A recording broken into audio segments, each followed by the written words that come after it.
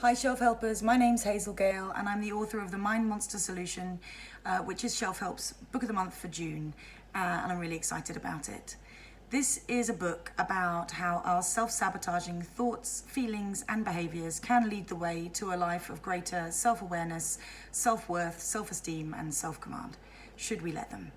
I'm a therapist, so this is a very practical book with lots of exercises and processes to use as you read through.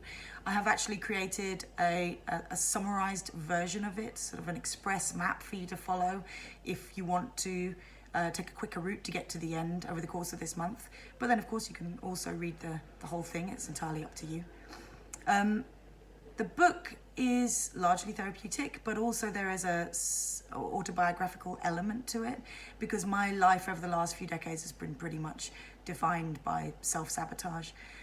My background is in sport. I spent 10 years competing as a kickboxer and boxer, and over the course of that time I found every possible way to shoot myself in the foot, from underperformance to overachieving, a plethora of eating disorders, withdrawing from my social circles, and probably worst of all, lying to myself on a daily basis about who I really was and what was actually important to me. And the culmination of all of those slip-ups was a burnout from which I could only recover by taking a long, hard look at where I was going wrong psychologically.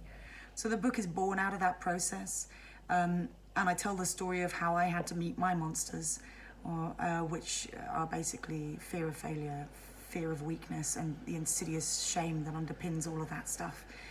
And the book is designed to help you ask similar questions of yourself, although it's not quite as threatening. I hope it's not quite as threatening as that sounds. And a big part of the reason it gets softer is because creativity plays such a strong part in it. I'm a firm believer that we have to be creative about our change in order to make that change. Because if we don't, when we're asking hard questions, then we run the risk of slipping into a state of protection rather than growth. In protection, we shut ourselves off and close down and resist anything different. In growth, on the other hand, we can expand our horizons and we can change our perspectives and we can make something new. So the book is designed to help you ask the hard questions, but have some fun with the answers and get creative about what you find. I will be on hand to field any of your questions over the course of this month, and I plan to be really active on the social media side of things, so please do feel free to reach out or to send in any of the results that you have as you go.